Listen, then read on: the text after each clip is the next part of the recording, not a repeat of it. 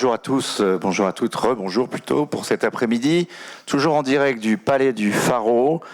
Nous sommes que 2 sur scène, mais nous allons être 4 pour cette table ronde sur le thème des partenariats publics-privés, co-construire la ville inclusive de 2030. On l'a beaucoup dit depuis ce matin, l'un des éléments très importants de l'avenir de l'Afrique, c'est cette transition urbaine, avec une population qui va très probablement et massivement se diriger vers des villes. On parle de villes mégalopoles qui vont avoir des besoins immenses d'investissement pour pouvoir absorber et rester vivables et vivantes. Alors la table ronde précédente a déjà en partie abordé ce sujet. On parlait des marchés par exemple, et pour voir toute la dimension humaine de tout cela. Mais là, on va aussi s'intéresser à la façon de la construire. Et donc est avec moi Rémi Costantino, qui est secrétaire général d'Euroméditerranée. Bonjour Rémi, donc ce projet Euroméditerranée, on est à Marseille, vous vous doutez bien, il pourra nous faire partager son expérience et voir en quoi elle peut être utile dans la coopération avec la Méditerranée, mais également pour toute l'Afrique. Sont également avec nous en Zoom Sename Kofi Agbo-Djinou, qui est architecte. Est-ce que vous êtes là? Je ne sais pas si on peut vous passer. En tout cas, bonjour, architecte en anthropologie à Lomé.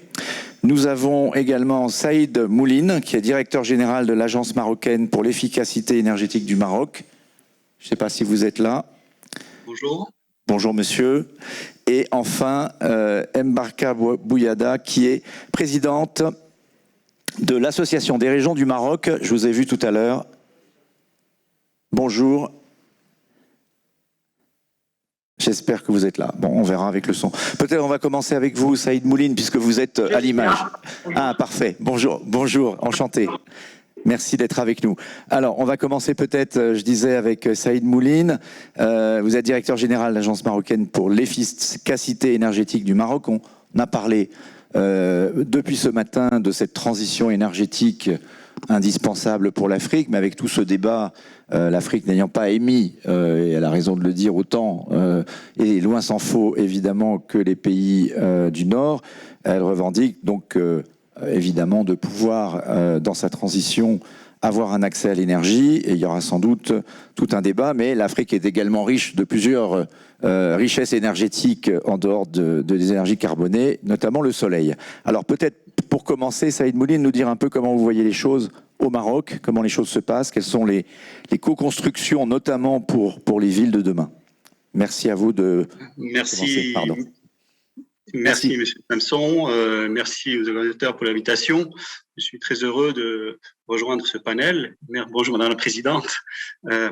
Je crois que c'est un point clé si on parle de ville inclusive en 2030 ou même aujourd'hui. Vous l'avez bien dit, M. Samson, les villes deviennent de plus en plus importantes en termes de population.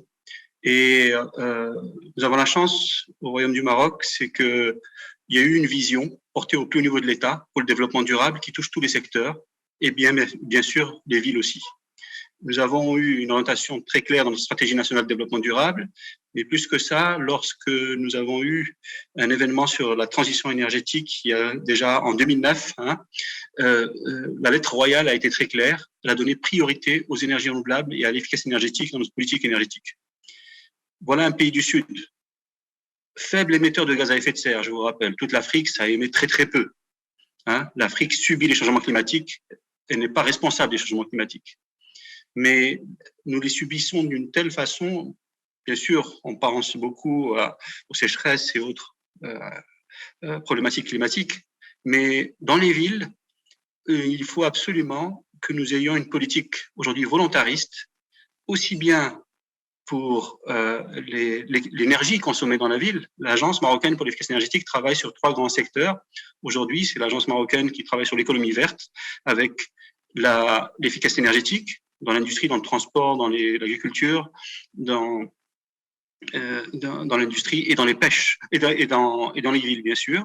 La mobilité durable et le 3e axe, c'est la production propre dans l'industrie avec la décarbonation de l'industrie. Tous ces thèmes concernent quelque part la ville. La ville a des bâtiments publics.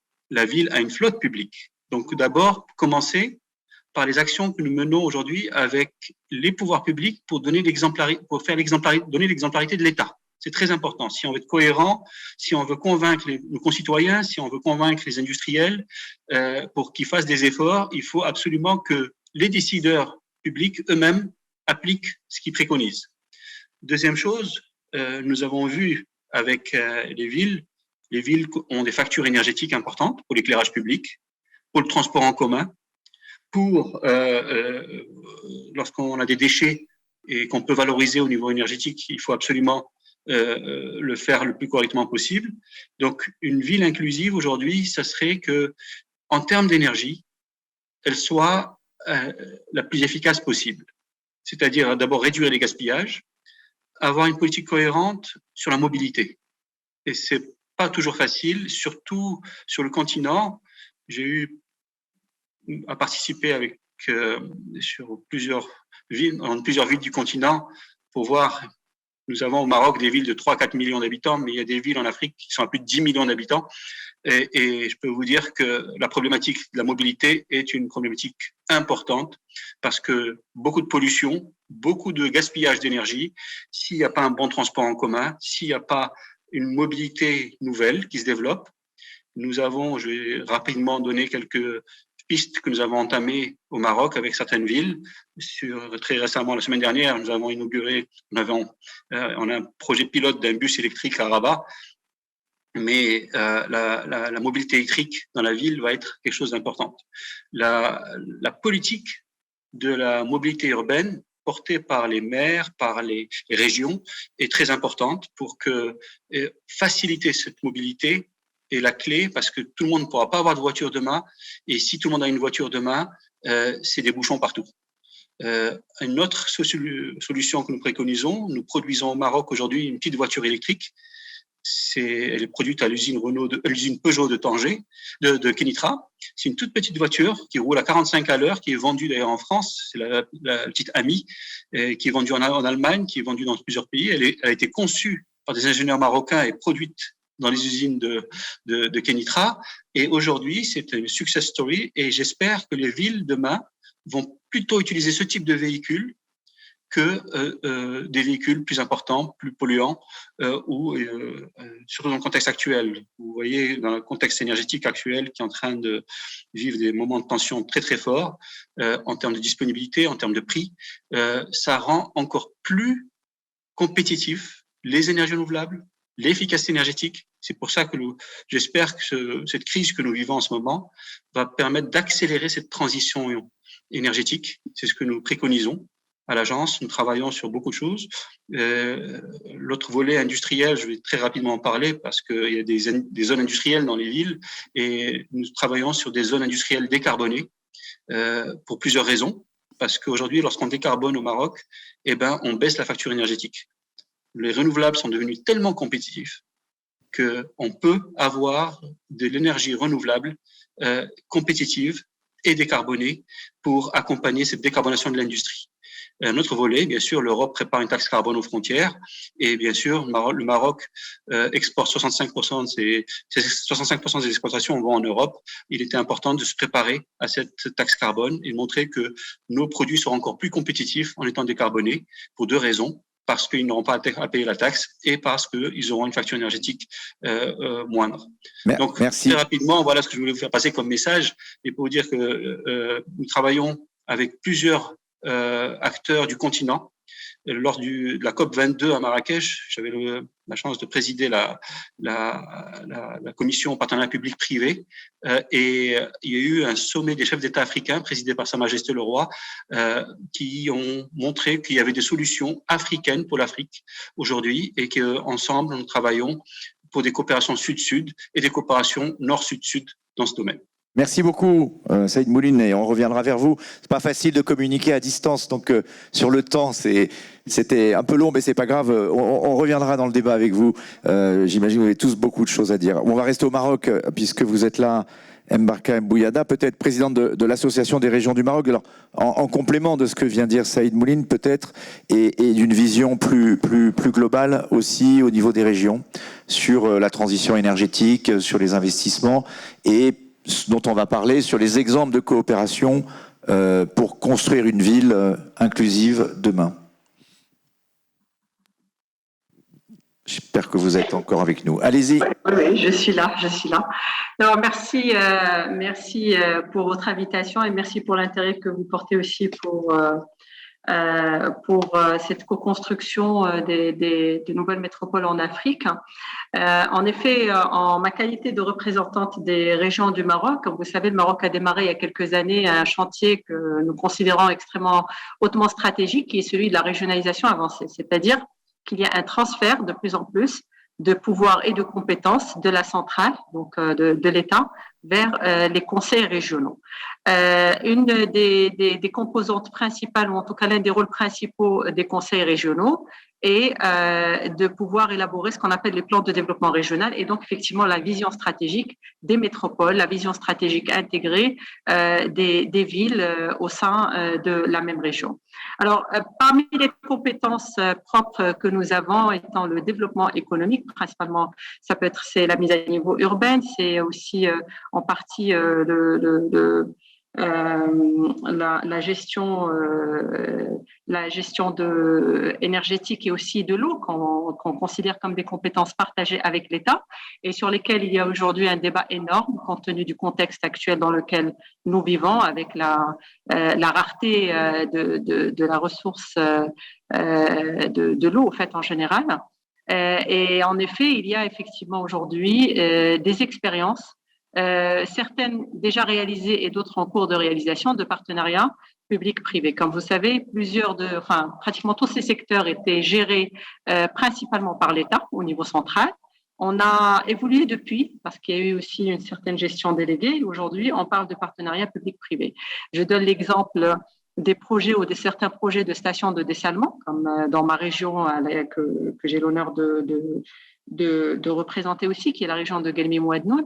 Nous sommes sur un grand projet de station de dessalement qui devrait satisfaire les besoins de la région en eau potable, mais aussi les besoins en termes d'irrigation et éventuellement de développement du tourisme. Ce genre de projet aujourd'hui, on commence à les réfléchir et à les penser en partenariat public-privé.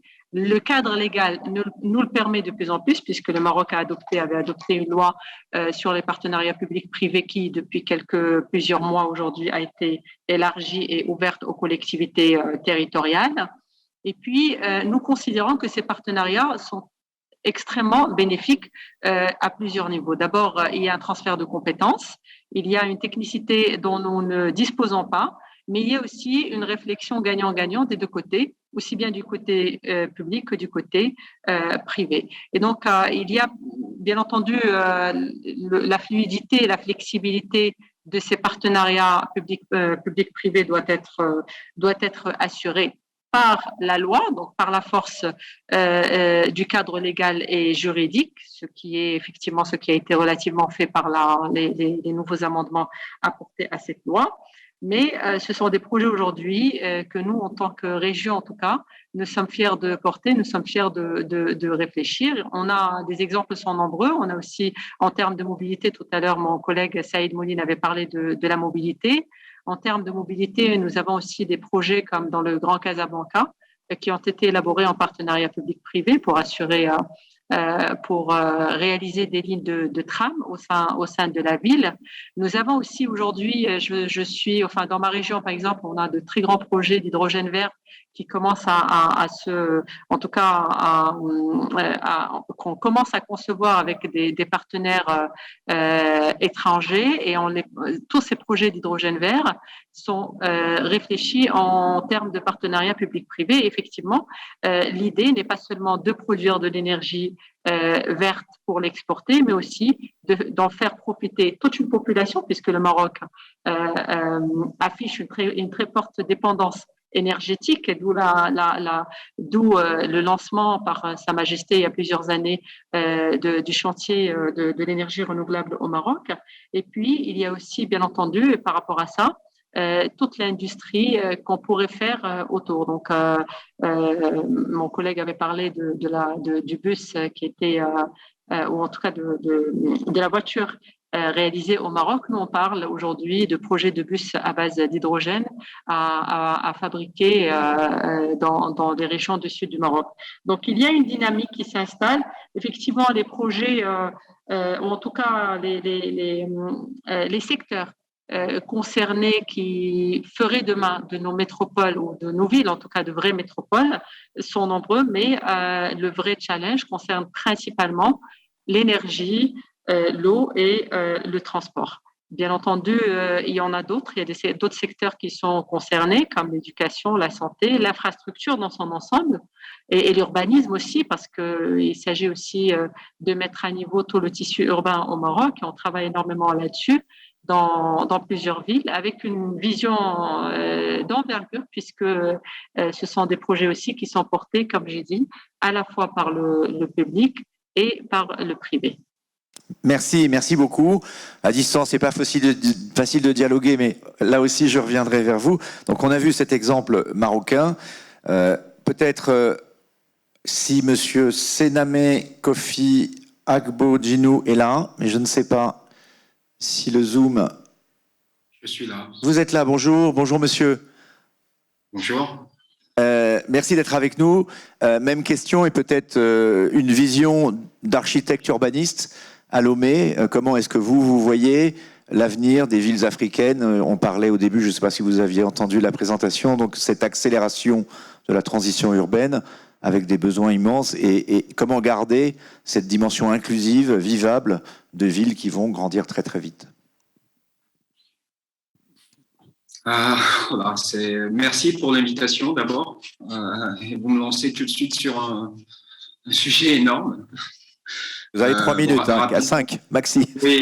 Oui, non, je vais faire bref, puisque la situation, en fait, qu'on risque d'embrasser elle-même ne se prête pas à être très loquace en réalité, puisque on parle d'un continent sur lequel va émerger les plus grosses villes que le monde et que l'humanité ait jamais connues. Un continent qui ne semble pas être préparé à cela. On a eu un débat tout à l'heure sur les infrastructures.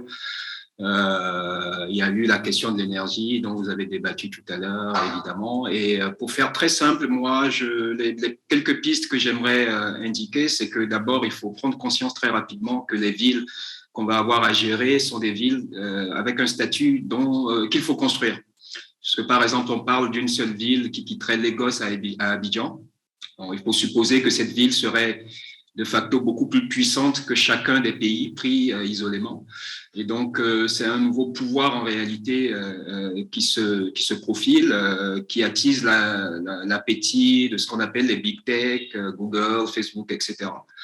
Et donc, il y a une dimension du problème qui ne peut pas se gérer à l'intérieur des enclos coloniaux. Ça ne peut faire appel qu'à une sorte de pragmatisme panafricain.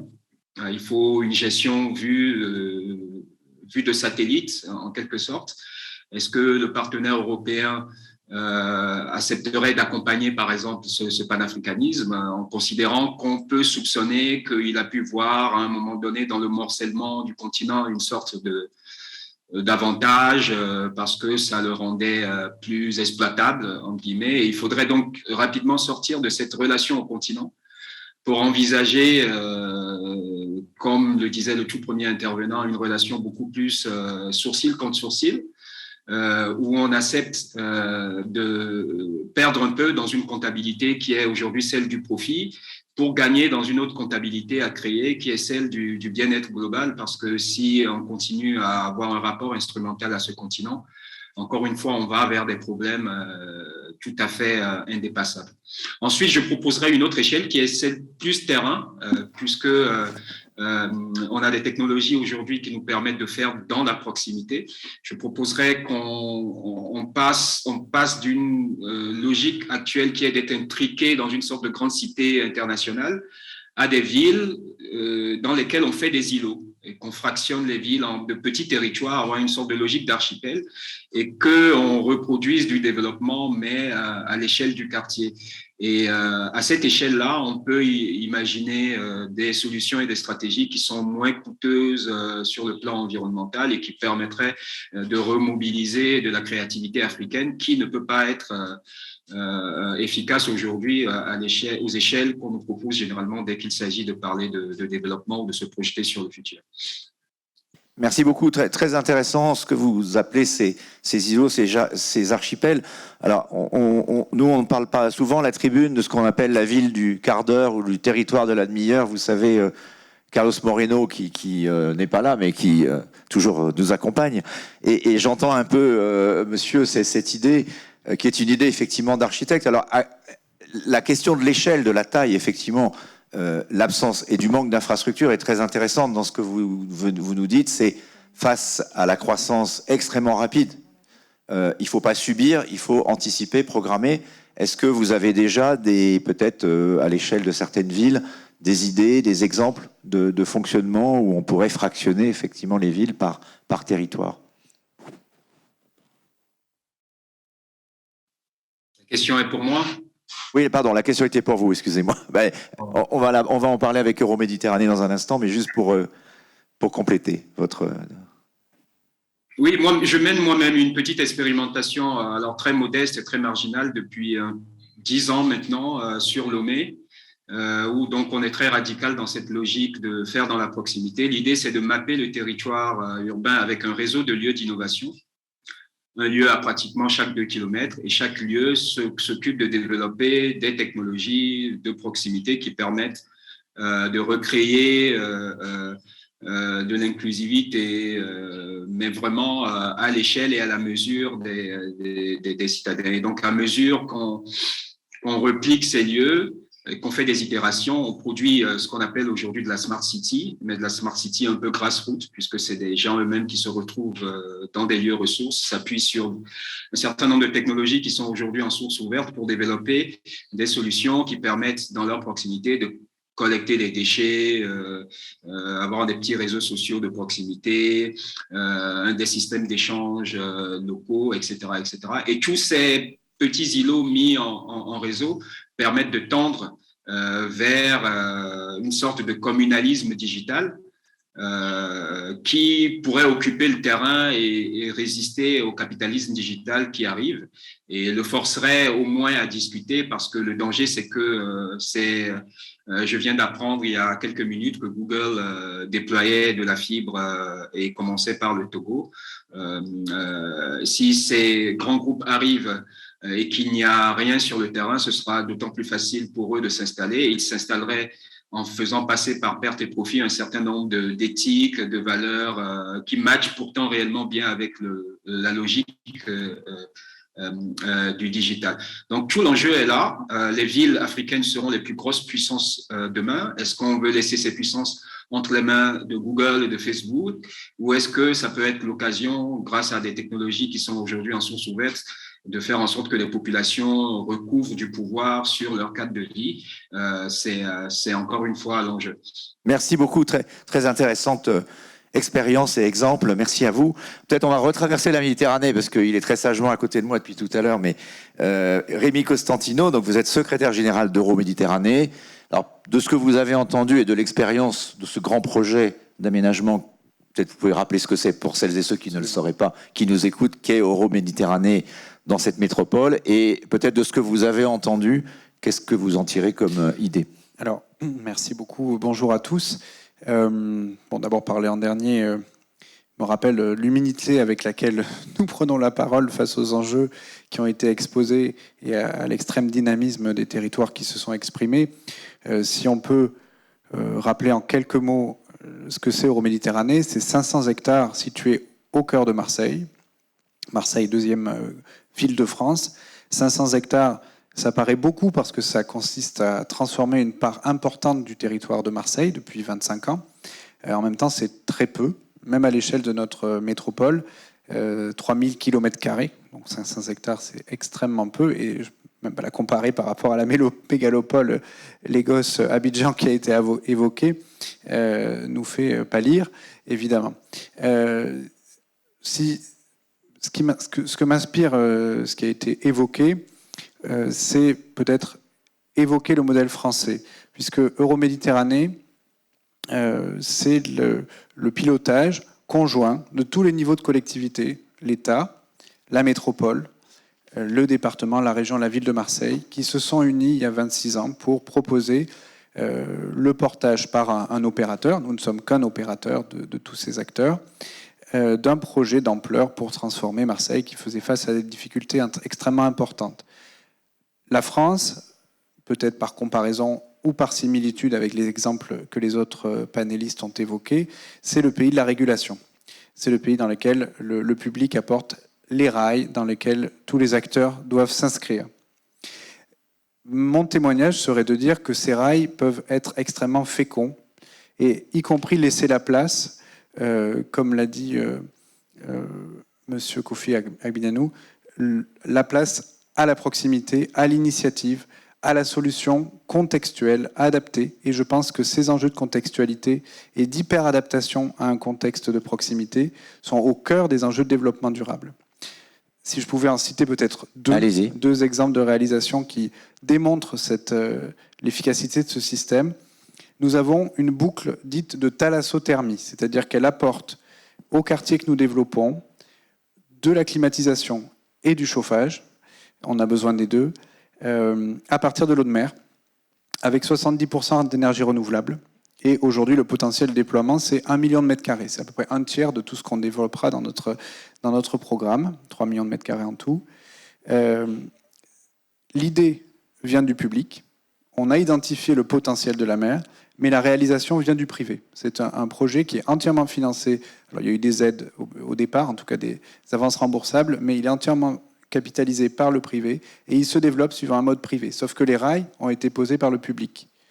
Le deuxième exemple, c'est la force que le public ou la planification ou l'organisation, quelle que soit peut-être la nature publique-privée de cet organisateur, la force en termes de mutualisation que ça peut apporter. Et nos amis marocains ont évoqué la question de l'économie circulaire. Et elle me semble centrale dans la manière de concevoir la ville. Nous, on intervient en renouvellement urbain, donc sur un tissu qui est déjà constitué. Il y a énormément de démolition, il y a énormément de déblais-remblais pour faire les nouveaux espaces publics et le terrassement des opérations immobilières.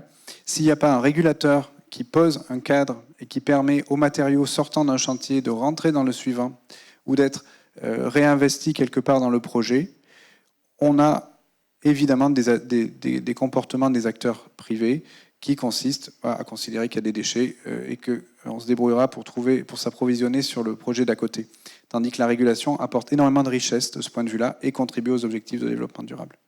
J'ai entendu plusieurs fois nos amis africains nous parler de l'emprise potentielle des GAFA, de Google et donc du numérique dans cette Smart City. Est-ce que dans le projet Euroméditerranée, c'est quelque chose, alors pas forcément les GAFA, mais que vous avez intégré? Et puis peut-être, mais pour terminer là-dessus, malheureusement le temps nous est compté, mais la dimension du numérique pour aider à rendre la ville de demain, ces villes, ces mégalopoles, plus inclusives. On voit souvent effectivement la dimension GAFA trop gros qui va nous dominer. On pourrait aussi dire qu'on peut reprendre le pouvoir grâce au numérique pour les populations. Je crois que le numérique peut être une réponse à la raréfaction du commun, notamment à la raréfaction de l'espace public dans des villes qui se densifient, dans des villes qui s'intensifient. On a de moins en moins l'occasion d'offrir du commun aux nouveaux habitants, aux nouveaux usagers. Donc ajouter une couche numérique, par exemple, servicielle au sens large, c'est pas que numérique, c'est une opportunité de retrouver du commun et du fonctionnement collectif. Une fois qu'on a dit ça, on a quelques contre-exemples, notamment Toronto, qui commence à devenir célèbre, et on voit bien que si on équipe la ville par une infrastructure numérique qui est pensée pour certains acteurs, donc avec le modèle économique propre à certains acteurs, en fait, on apporte peu d'usages qualitatifs. Et là encore, je suis convaincu que la régulation doit d'abord se poser la question des usages auxquels on essaye de répondre. Oui. Quelle est la plus-value apportée par le numérique? une couche de base qui doit permettre ensuite de brancher des services qui vont être adaptés au contexte local et apporter véritablement une plus-value. Merci. Peut-être pour terminer, du côté de nos amis qui sont en Zoom en Afrique, est-ce que cette réflexion sur le rôle du numérique, on parle beaucoup de leapfrog africain, on sait que voilà, les villes africaines vont grossir tellement vite qu'elles ne pourront pas avoir les infrastructures au rythme de leur croissance. Est-ce que le numérique, pas forcément les GAFA, mais un numérique maîtrisé, ça peut être une réponse, y compris pour les mobilités de demain ou pour les transports de façon plus générale, la logistique, une meilleure efficacité? Je ne sais pas qui parmi vous tous. En tout cas, allez-y. Dans le domaine de l'énergie, la digitalisation est très importante et la digitalisation dans les villes est aussi importante pour la gestion des déchets, pour optimiser la collecte des déchets, pour optimiser aussi la consommation d'énergie dans les bâtiments, mais aussi pour surveiller les flottes. La digitalisation est aujourd'hui un outil très, très important qui permet de faciliter et de monitorer l'énergie, et non seulement de la monitorer, mais aussi de l'utiliser d'une façon plus efficace, donc sur des économies, que grâce à la digitalisation. En plus, avec les nouvelles technologies, bien sûr, on arrive encore à réduire. Mais la digitalisation est tellement importante, et on pense même à pour l'éclairage public, des poteaux intelligents aujourd'hui qui permettraient de donner beaucoup d'informations sur la mobilité, sur l'éclairage, sur je dirais même des informations intéressantes, même qui servent aussi de bornes de recharge électrique pour les voitures électriques de demain. Donc, il y a énormément de réflexions à ce sujet. Est-ce que parmi Senam Kofi Agglogino ou Mbarka Bouyada, vous avez un mot à dire en conclusion sur tout ce qu'on s'est dit? Oui, peut-être un mot rapidement sur le digital. Effectivement, on va vers des objets urbains très complexes où le digital pourrait être vraiment la solution pour arriver à tout gérer. Le problème, c'est que ce n'est pas le chemin que prend le digital. Et le digital est passé par le filtre des laboratoires d'innovation de la Silicon Valley. Va vers des orientations qui sont contre-intuitives relativement à ce qui est son potentiel. En réalité, le digital ne sert pas aujourd'hui à patrimonialiser le commun, ça le fait tarir plus rapidement, puisque le capitalisme a compris pendant longtemps qu'il fallait faire des sociétés de plus en plus individuelles pour que le marché puisse se développer. Et le digital le comprend encore plus intuitivement, et tout l'effort des laboratoires d'innovation est de faire des gens encore plus individuels. Pour faire très simple et caricatural, c'est chacun devant son device, moins de relations possibles pour passer le clair de son temps à libérer de la donnée qui est la nouvelle ressource qui nourrit aujourd'hui la machine. Et donc, en Afrique, cela est problématique parce que, comme le principe de fonctionnement de ces technologies du digital ressemble beaucoup aux structures sociales, il y a du pair à pair, il y a de la redistributivité, etc. Le risque, c'est qu'il écrase les structures sociales. Donc, du digital, oui, mais si le digital est soumis à la structure sociale et sert comme outil, mais si c'est du digital qui a prétention d'écraser la structure sociale et faire du social à la place du social, il faudrait le mettre à distance. Et c'est ce crible-là qui n'existe pas aujourd'hui, surtout aussi parce que nous avons des décideurs qui ne font pas vraiment le rapport de force et qui ouvrent les portes à n'importe quel grand groupe qui se propose. Donc, il faut construire cela. Du digital aussi, mais très soucieux d'un autre problème qui est le problème environnemental. On l'a dit tout à l'heure, la contribution des Africains au problème environnemental est marginale aujourd'hui, mais ils risquent de rattraper très rapidement leur retard avec l'urbanisation qui se propose. Et si c'est une urbanisation digitalisée, ça va être encore plus problématique. Donc, quel est ce digital vert qui n'écrase pas l'environnement et qui ménage le lien à développer de toute urgence? C'est à celui-là qu'il faut réfléchir. Merci beaucoup. Ça pourrait être un enjeu pour la table ronde de la prochaine, d'autres tables rondes et d'autres débats. Merci beaucoup de nous avoir fait partager les uns et les autres votre expérience. Je dois malheureusement arrêter là parce qu'il y a beaucoup d'autres débats à venir. Je vous remercie de votre participation à distance. J'espère que la prochaine fois, vous pourrez nous rejoindre à Marseille. En tout cas, c'était vraiment très intéressant.